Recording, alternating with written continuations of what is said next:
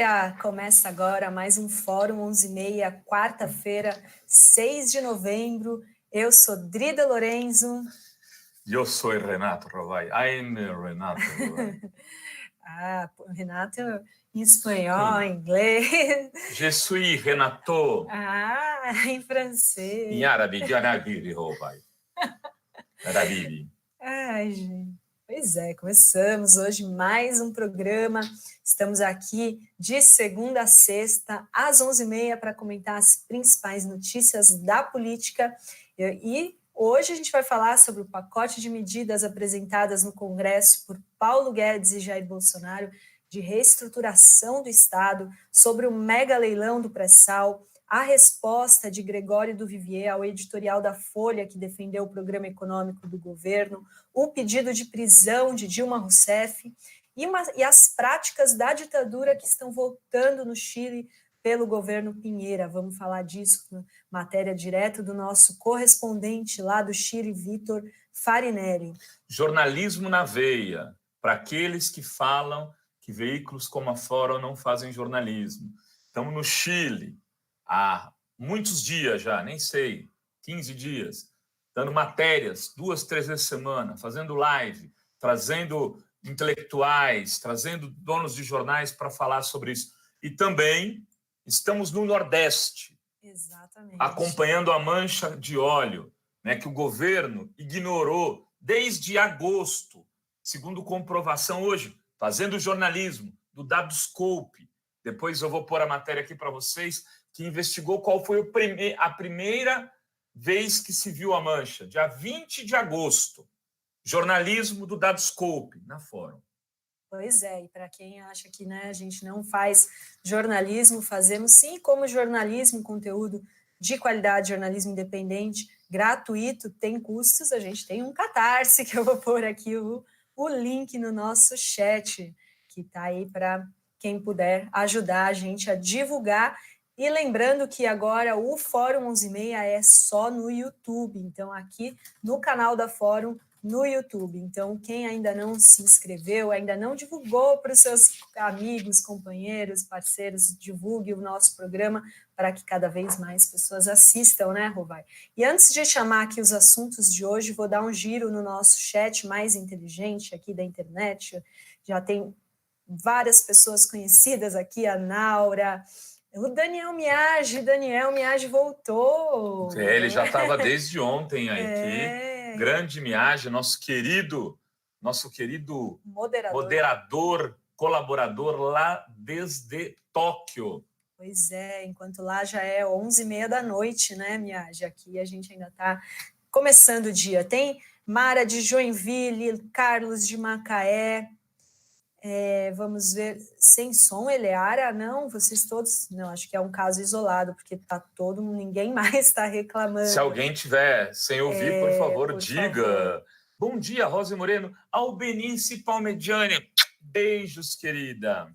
E olha a Maria Vilela da Alemanha, ela está sugerindo fazer uma campanha de assinaturas dos blogs progressistas presencial, com uma grande festa na Paulista, com música e muita vibração. Nossa, seria incrível, imagina um festival da mídia independente, progressista, com shows, com feira de orgânicos do MST, ia ser, imagina. Hoje tem, começa hoje na USP, na FEFELESH, no Auditório da História, acho que é Festival Internacional da Mídia Alternativa, se eu não me engano, FIMA. Quem abre é o Glenn Grunwald, e este blogueiro estará com a Mônica Bergamo e outros debatedores na mesa de amanhã, às 20h30, se eu não me engano, né, Dri? 21, né? Algo por aí, eu já digo para vocês aqui, mas é isso. Estaremos eu, Mônica Bergamo e outros debatedores. 20h30. 20h30. É a mesa sobre fake news. Né? Fake news e não sei o que mais. Então, aí, povo de São Paulo, né? Eu estou sabendo muito da mesa, mas vou lá. Vou ler aqui para vocês. Fake news e a luta pela democracia. Às 8h30 até às 11h. O pessoal marca uns horários bons.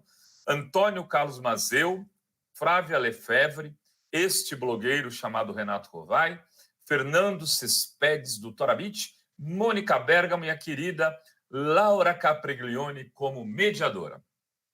Tá aí, evento imperdível para quem for de São Paulo. E já estão falando que acabaram de ver o você no Bom Dia 247 e agora de novo aqui no... Hoje eu já fiz uma participação lá com a Tuxa, agora eu estou recebendo um salário fixo todo dia 10, o Atush paga direitinho, que eu vou faltar nada. É isso aí. E a Beth Castro está dizendo, desculpe, mas hoje não dá para sorrir. Pois é, a gente tem vários assuntos não muito bons, como tem ocorrido, né? A questão do pré-sal, eu imagino, né? E há 11 meses, exatamente, a questão do pré-sal. E ontem a gente vai começar falando disso, sobre o pacote de Guedes, que, entre outros efeitos, acaba com o fundo do seguro-desemprego. Então, ontem o Paulo Guedes, junto com Bolsonaro, propôs ao Congresso um pacote de medidas que propõe uma reestruturação total do Estado brasileiro. Eles entregaram 3 PECs, que são as propostas de emenda à Constituição, são elas a PEC do Pacto Federativo, que, segundo eles, busca dar maior flexibilidade ao orçamento e aumentar repasses de recursos a estados e municípios, a PEC da emergência fiscal, que institui gatilhos para conter gastos públicos em caso de crise orçamentária de União, estados e municípios, e a dos fundos públicos, que a gente vai falar mais hoje. E esse pacotaço do Paulo Guedes foi batizado de Plano Mais Brasil e recebeu como slogan a transformação do Estado. Plano Mal Brasil. Já podemos rebatizar aqui. E como fez ao enviar a PEC da Previdência, em fevereiro, Bolsonaro chegou a pé no Congresso, acompanhado pelo Guedes e pelos ministros Luiz Eduardo Ramos e Onyx Lorenzoni. E voltando à PEC dos fundos, que a gente vai falar mais, ela prevê a extinção de 248 fundos públicos com o objetivo de direcionar 220 bilhões para abater juros da dívida. E um dos maiores a serem extintos é o FAT, que é o Fundo de Amparo ao Trabalhador, que destina recursos para programas como seguro-desemprego e abono salarial. E, de acordo com o Guedes, 40 bilhões estão parados nesse fundo, nos cofres desse fundo do FAT. E, claro que a medida vai depender do aval do Congresso e deve encontrar resistência, porque ela abre caminho para mudanças em benefícios trabalhistas. Afinal, como que vai acabar com o fundo de seguro-desemprego sem mexer nos benefícios trabalhistas? Primeiro, deixa eu mandar um beijo para a Ana Luísa, que diz que está invisível. Não, ninguém está invisível. É que algumas a gente lê, outras a gente não consegue ler. Não chore, Ana Luísa. Você está visível. A Drica Pelufo pede like, e eu peço like também. E aí tem um superchat que a Adri vai ler. Exatamente, do Paulo Gustavo. Fezes. Obrigada, já também colocando aqui um apelido no Paulo Guedes, que seria o Paulo Fezes, que era acabar com a estabilidade dos servidores e precarizar a carreira. Os sindicatos vão pelegar ou vão para cima desses vagabundos? Ele pergunta. Pois é, vamos lá. Primeiro, o Paulo Guedes, eu recebi aqui esse Mais Brasil, é um projeto de 60 e poucas páginas, é uma dessas apresentações bonitinhas feitas por agência de publicidade, onde eles vão mostrando os gastos, um monte de gráfico, né? Quando você vê essas coisas de gráfico de economista, você fala, nossa, agora vai. Então. Aí você começa a ver o conteúdo da beleza dos gráficos e percebe que agora vamos todos para o precipício, como disse o do Vivier hoje, né? Exato. No caminho certo do precipício. Aliás, está aí uma piadinha do Bolsonaro, ótimo meme. Nós estávamos à beira do precipício, não estamos mais, demos um passo à frente. Ou seja, nos jogamos para baixo do precipício. É isso que está acontecendo com o Brasil. Imagine, um país como o Brasil, e eu tenho dito isso aqui várias vezes, necessita de políticas para que a população, para que o mercado interno consuma. Um país de 200 milhões de habitantes não vai viver da exportação de banana, não vai viver da exportação de petróleo. Por mais que você distribua a riqueza dessas exportações de minérios, etc., seja o que for, ele não sustentará 200 milhões de pessoas. Então, você precisa de uma economia interna forte, pungente, né? Que ela alimente, ela retroalimenta esse crescimento. seja, essa é uma questão básica que os ultraliberais eles ignoram, porque eles estão pouco se lixando se 100 milhões de pessoas de um país de 200 milhões vivem, na média, com 400 e poucos reais por mês. Eles acham que esses caras são vagabundos porque não economizam, como disse o Paulo Guedes. E para o cara do Banco Itaú, que diz o seguinte, aí tá bom, porque aí a gente pode contratar essa mão de obra barata e fazer o cara comer farinha com água, porque aí ele vai querer ganhar qualquer dinheiro e não tem problema. O Brasil vai crescer. Que Brasil que vai crescer? O bolso deles, os bancos deles, vai concentrar mais riqueza.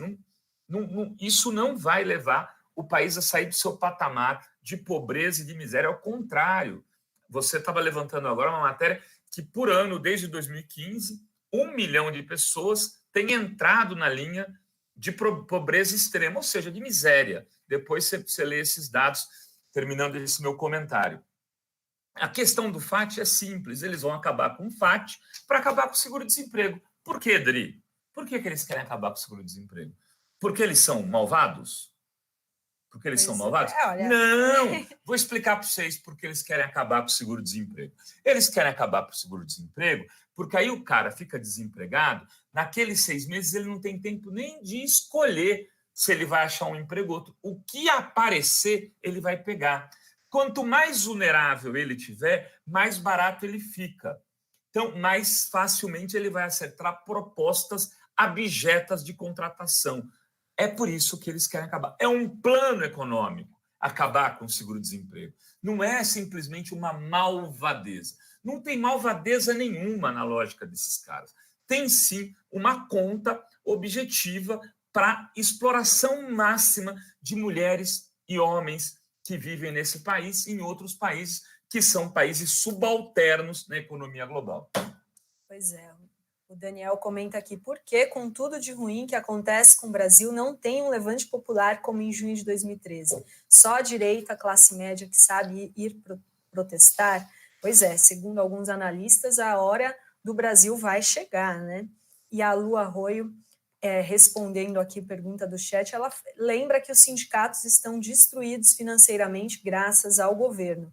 E vamos continuar falando desse pacote mais um pouco. A gente levantou aqui que existem 281 fundos públicos de diferentes tipos, e além do FAT seriam extintos o FUNPEN, que é Fundo Penitenciário Nacional, o Fundo de Desenvolvimento do Ensino Profissional Marítimo, o Fundo Especial de Treinamento e Desenvolvimento, o Fundo de Garantia para a Promoção da Competitividade e o Fundo de Universalização dos Serviços de Telecomunicações. E ficariam preservados 33 fundos, como o Fundo de Participação dos Municípios, Fundo de Participação dos Estados e outros, entre outros.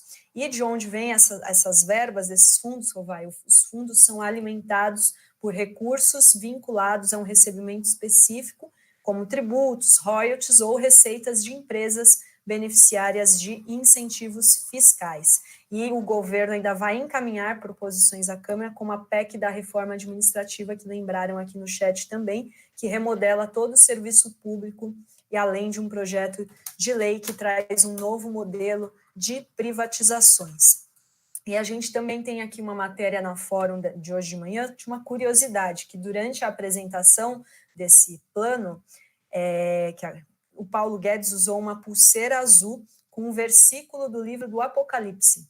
Trata-se do versículo 12, capítulo 11, que diz o seguinte: eles o venceram pelo sangue do Cordeiro e pela palavra do testemunho que deram. Diante da morte, não amaram a própria vida. E uma curiosidade que Guedes é sócio do irmão dele, que é o Gustavo Guedes, na No Web Services, uma empresa que possui diversos sites de relacionamento, entre eles o Romance Cristão, que é direcionado ao público evangélico. Então, você se inscreve lá, e se você se inscreve como homem, automaticamente o site só te mostra mulheres e vice-versa. E hoje tem um campo onde você coloca com qual frequência que você vai à igreja, e segundo o site, a maior participação do aplicativo é de fiéis da Assembleia de Deus, seguida vem os da Igreja Batista, depois Adventista do Sétimo Dia e, por último, com 11%, Igreja Universal do Reino de Deus. Então, o Guedes aí tem um negócio aí, né, com a fé. Meu, Sais, Curiosidade. Meu sais, curiosidade. Acabo de receber aqui o comunicado de que a juíza Gabriela Hardat nos premiou com um processo. Nos defenderemos, Excelência, nos defenderemos. Não sei ainda do que se trata, mas já estamos acostumados com esse tipo de ação democrática do judiciário brasileiro. Infelizmente, é assim que funciona. A liberdade de imprensa vale até o segundo paralelepípedo da calçada. Pois é, lembrando que a Fórum foi o primeiro veículo a ser processada pelo presidente Jair Bolsonaro e seu filho 03. Exatamente. Dudão. Seguimos, então, vamos falar sobre o editorial da Folha, que a gente comentou bastante ontem, sobre o editorial da Folha, que elogiava a política econômica do governo Bolsonaro, o título Na Direção Certa. Agora, hoje, do ator Gregório do Vivier, atacou ironicamente o editorial publicado ontem, que trazia o título Na Direção Correta. Então, hoje é o de Na Direção Certa. E, segundo do Vivier, o editorial parece um release do Paulo Guedes. E ele ressalta que Bolsonaro odeia a Folha e já disse que no seu governo não vai ter Folha de São Paulo. E citando o autoritarismo e os rumos que Bolsonaro segue para instalar uma nova ditadura, do Vivier diz que não é à toa que o modelo de Paulo Guedes para modernizar o Estado é o Chile de Pinochet. Então, separei só um trecho aqui. O editorial da Folha de ontem mostra que a cúpula do jornal continua acreditando no governo até debaixo da água. O que é um naufrágio para quem vive no aquário? A velhinha de Taubaté, que escreveu o editorial, segue confiante e esperançosa de que o governo está na direção certa. Faltou dizer para onde? Para o quinto dos infernos, talvez. Deixa eu falar uma coisa. Diga lá.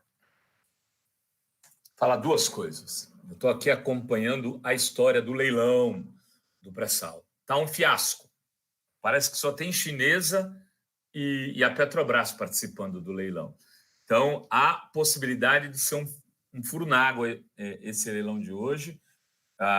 Parece que a Mira Leitão está descabelada lá na Globo News, não sabe o que isso está dando errado. Só a gente sabe. É curioso, né? Por que está dando errado? Porque não tem credibilidade o governo, queridas e queridos. Por mais que vocês queiram entregar um país, é preciso ter estabilidade mínima, um acordo das forças políticas locais. Não dá para fazer tudo goela abaixo assim, porque, inclusive, tem que dizer claramente, quem entrar aqui hoje, quando voltar um governo progressista, vai sair, vai cair fora. Esse texto do Vivier é um texto muito legal, é corajoso. Eu acho que ele vai ficar mais um tempo na Folha, depois eles vão mandá-lo embora, naturalmente, mas, inclusive, pelo final do texto, onde ele fala do périplo que o Bolsonaro fez pela Arábia Saudita e que a Folha, de repente, gostou desse périplo, achou que foi interessante, porque, assim como o príncipe lá está acostumado a matar jornalista, a Folha não precisaria sequer demiti-los, bastaria chamar o príncipe. Assim, é um editorial muito forte. O Gregório é um cara muito legal, corajoso, enfim, mas essa ilusão com a Folha, que alguns segmentos ainda têm, com o tempo ela será, ela vai se esvair, para usar um termo, né? Porque assim, eu acompanho a Folha desde 1980 e bolinha, porque quando eu entrei na faculdade a gente lia jornal. Hoje em dia a molecada não precisa mais ler, tem internet, tem aqui a Fórum, tem outros veículos. E a Folha, desde aquele momento, construiu sua linha editorial no processo de redemocratização com um projeto liberal. Por exemplo, a Folha ela tinha um espaço de sindical lá na década de 80. O que ela fez com o espaço de sindical? Ela jogou dentro de economia, perdido e cobrindo as coisas dos trabalhadores a partir de uma lógica da macroeconomia e do discurso neoliberal. Ela cobriu as privatizações do governo Fernando Henrique sem sequer abrir o debate. Tinha apenas um colunista, o Aloysio Biondi, que escrevia artigos lá de, se não me engano, de terça, quinta e domingo, e ele foi convidado pela secretária de redação à época, uma pessoa que eu respeito, para passar a escrever só aos sábados, ganhando a mesma coisa. Quem me disse isso foi o próprio Aloysio Biondi. E aí ele deixou a Folha porque eles iam pagar para ele não escrever. Então, a Folha não tem essa. Você quer assinar um jornal, um veículo que tenha mais alinhamento político e editorial com aquilo que você pensa? Não caia nessa de que a Folha é esse veículo. É bom que a Folha exista? Sim, mas ela que seja financiada por aqueles dos quais os interesses ela defende. Ah, não, mas que história é essa? O jornalismo não é assim. Como não? Tem em todo o mundo se sabe, só que no Brasil que se brinca de fingir disso, que os veículos têm posicionamento editorial. Tanto é assim que nos Estados Unidos eles declaram voto no começo da eleição. Você vai lá e a Fox News é claramente defensora dos republicanos, a CNN mais próxima dos democratas, o New York Times mais próximo dos democratas, e assim vai. É muito mais honesto. E muito mais honesto. A The Economist é uma revista do mercado, e está claro isso. E está claro, o Guardian é mais à esquerda. Enfim, aqui no Brasil, não. E nós somos jornalismo profissional. E aqueles lá, não, eles não fazem jornalismo. Eles fazem jornalismo político partidário. É um bando de picareta, de hipócrita. É triste ver jornalistas, inclusive, com 20, 30 anos, que conhecem o cenário internacional, que sabem como esse ecossistema mediático se forma, eles falam isso para garantir os seus caraminguá. Então, parabéns ao Duvivier e vamos ficar de olho, né? Porque, de repente, o Duvivier recebe um cartão vermelho da dona Folha. Pois é. E vamos falar, então, já que você adiantou que está um fiasco, leilão. Aqui, eu vou ler, então. Leilão acaba com 2 blocos sem interessados. A arrecadação total, que poderia chegar a 106,6 bilhões, ficou em 69 bilhões. Os blocos que encontraram interessados foram arrematados sem ágio. Sabe o que significa isso? Compraram no preço mínimo, entregaram, deram de presente, leiloaram no pior momento do país. Assim, além de tudo, são maus negociantes ou fizeram acordo para que isso acontecesse. Pois é, e hoje o que estaria em jogo, né, nesse leilão daria o direito a essas grandes transnacionais de explorar 10 bilhões de barris de petróleo do pré-sal. E com isso, né, Rovai, inicia a consolidação do golpe que tirou Dilma e evitou que Lula voltasse à presidência. E já era previsto, a gente tinha separado aqui uma nota técnica assinada por ex-diretores da Petrobras, entre eles o geólogo Guilherme Estrela, que foi responsável pela descoberta do pré-sal. Eles já tinham dito que a venda dos blocos de Atapu, Búzios, Itapu e Sépia na Bacia de Santos representaria um prejuízo estimado em 1,3 trilhão. Então, lembrando que esse número é equivalente ao montante que o Paulo Guedes pretendia arrecadar com a reforma da Previdência original. E a gente separamos aqui também uns trechos de uma entrevista que o Guilherme Estrela deu ontem para a Rede Brasil Atual, lembrando que o Guilherme Estrela já deu uma entrevista em vídeo aqui para a gente, para o canal da Fórum, depois eu coloco o link para vocês, e o geólogo, ele lamentou essa realização desse leilão, e ele disse que o pré-sal é uma riqueza estratégica para o Brasil, de garantir para nós uma fonte energética absolutamente gigantesca durante todo o século XXI, dentro de um projeto de país em que nós o aproveitaríamos para o desenvolvimento brasileiro integral da ciência, da tecnologia, no qual a saúde e a educação teriam parte, conforme o marco regulatório original. E ele diz que essa visão foi substituída por uma visão financista que tem como objetivo principal o lucro máximo no menor prazo de tempo possível e a maior remuneração também no menor tempo para os acionistas. Vamos dar a notícia aqui em primeira mão. Olha só como uma coisa bizarra. Sessão onerosa, governo arrecada, estou lendo a matéria do Globo aqui, 69,96 bilhões com mega leilão do pré-sal. Em leilão sem disputa, apenas 2 dos 4 blocos foram arrematados. Petrobras levou o maior bloco em consórcio formado com empresas chinesas e arrematou outra sozinha, sem sócios. Ou seja, foi um fracasso. Foi um fiasco. A Petrobras acabou comprando a maior parte, pelo que se vê, uma parte os chineses, um outro bloco só a Petrobras, e o governo agora vai querer privatizar a Petrobras para poder fazer com que o pré-sal seja privatizado. Percebem? Porque ele não conseguiu fazer recursos com isso. Ou seja, é a caracterização mais clara da incompetência do Paulo Guedes e da condução da economia que está no rumo certo, dona Folha, é esse leilão de hoje. A gente aqui, eu que não tenho formação nenhuma em economia, não sei nem usar uma calculadora financeira, me atrapalho com tabela de Excel, venho dizendo, porque conheço minimamente política e conheço um pouco macroeconomia, né, o que leva um país a crescer, a perder dinheiro, que tem a relação dos salários, renda e lucro, enfim.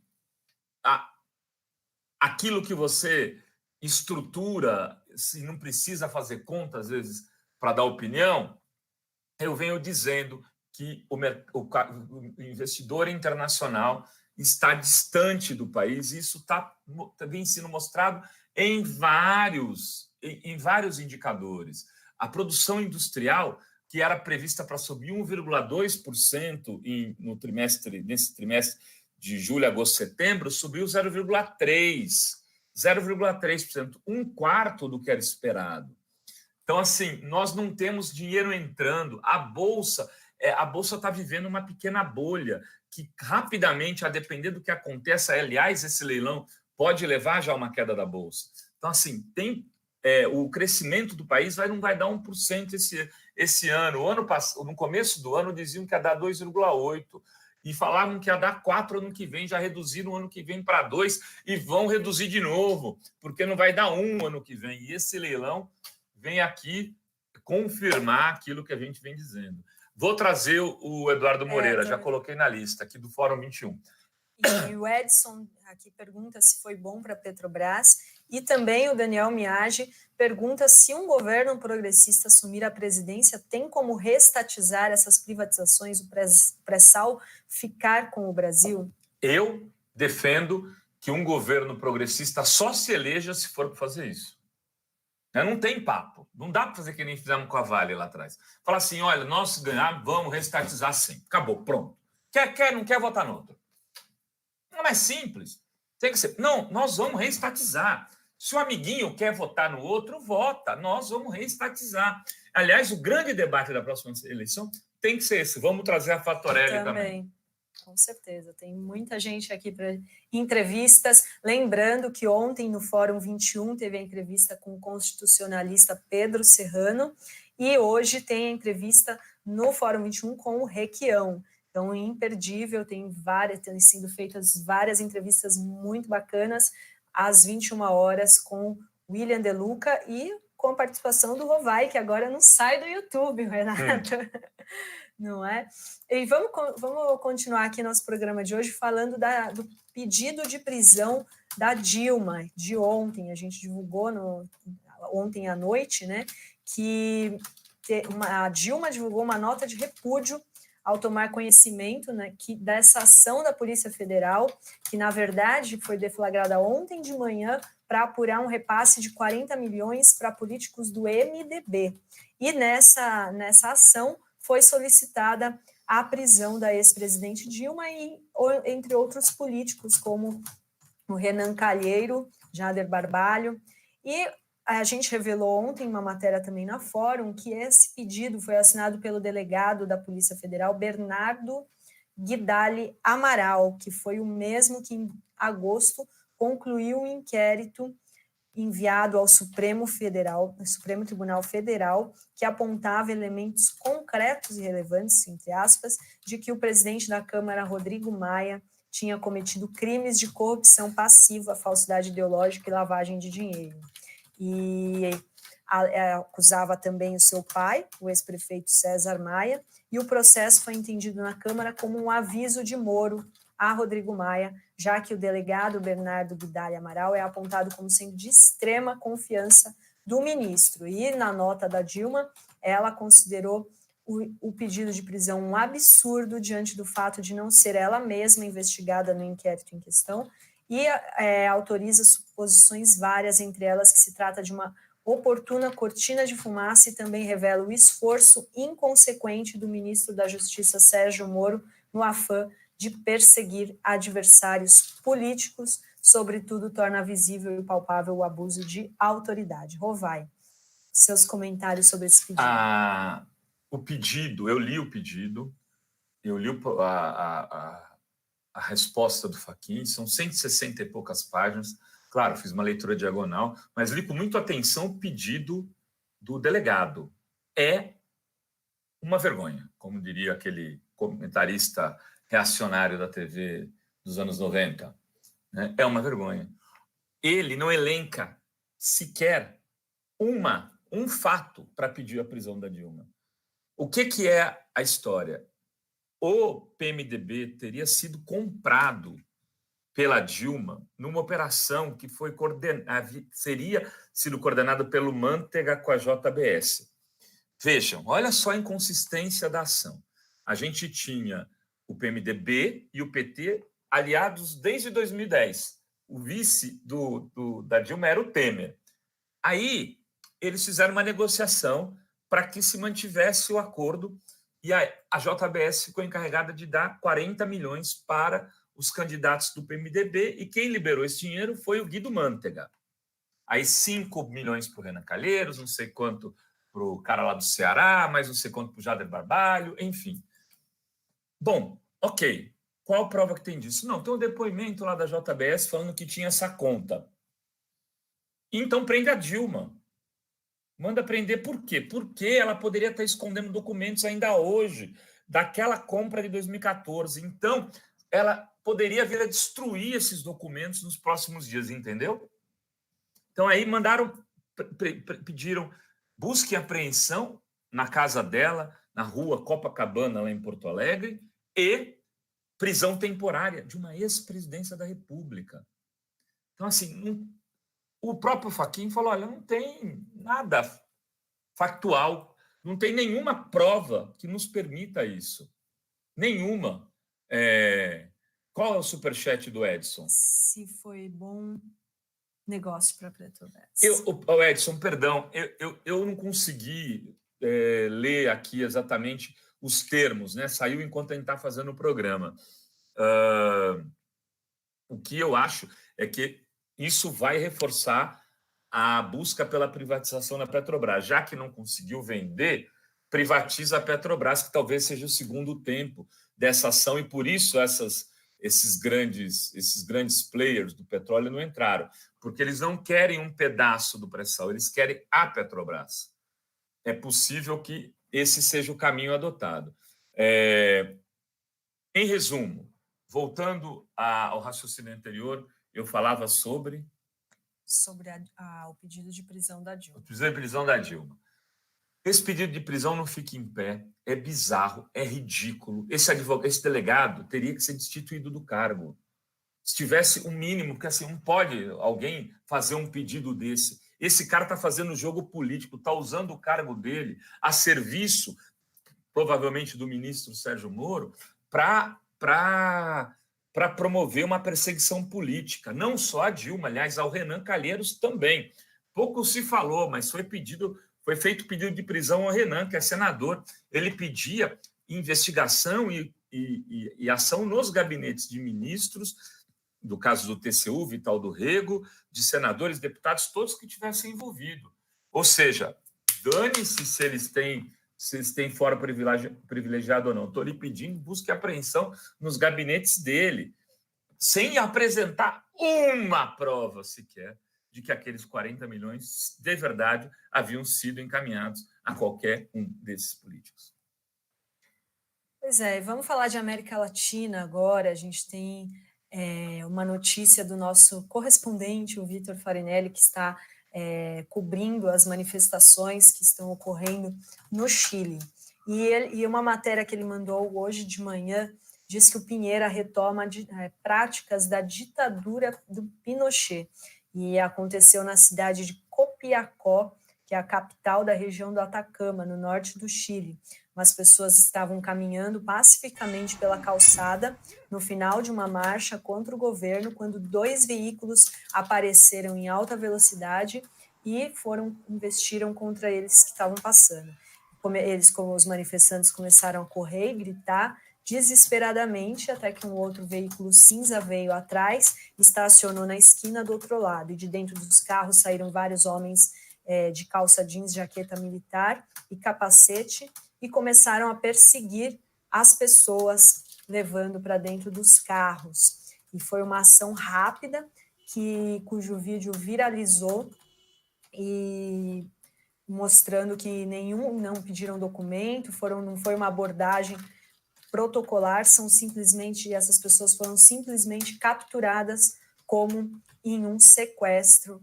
Então, aí trazendo práticas da ditadura Pinochet no governo do Piñera. Pois é, nós estamos falando da Xuxa latino-americana, segundo o nosso queridíssimo Paulo Guedes. Vocês estão vendo as imagens? São terríveis. Isso aqui acontecia também no Brasil. Você pegava e encapuçava. Quem dançou numa dessa foi o próprio Paulo Coelho, né? Foi sequestrado, a gente pode dizer assim, pela polícia. E as pessoas saíam gritando o nome. Fulano de tal, nome tal, RG tal, avisa fulano de tal, telefone tal. Saía fazendo isso. Isso voltou no Chile, né? Ou os chilenos conseguem derrubar o Pinochet, isso vai se instaurar, como também se instaurou já no Equador, e pode vir aqui para o Brasil, Dri. O risco é esse processo que a gente está recebendo da juíza, né, tem esse caráter. Você passa a ser ameaçado pelas instituições. Não é que é um bandido, uma milícia, não sei o quê, não, é o juiz, é o promotor, é o delegado da Polícia Federal, é o cara que está na presidência da República, é esse cara que vai pôr o Estado sobre você. O Lula não está preso à toa, né? Faz parte dessa grande armação para levar o país para a sua submissão total e o povo a esse tipo de medo, né? De não poder mais, não falar mais nada, não sair na rua, etc., porque vai ser preso, torturado e outras coisas mais. Então, eu espero, e a gente está aqui cobrindo o Chile com muita atenção, exatamente por isso. Parabéns ao Vitor Farinelli pela matéria, né? Quem puder apoiar o nosso Catarse lá do Nordeste, acaba apoiando também, de alguma maneira, esse do Chile, porque a gente está pondo dinheiro nessas reportagens do Chile agora. Então, e temos aí um caso para investigação de órgãos internacionais. Se o Chile perder essa batalha, se o povo chileno perder essa batalha, Adri, eu temo pela democracia como um todo na América Latina.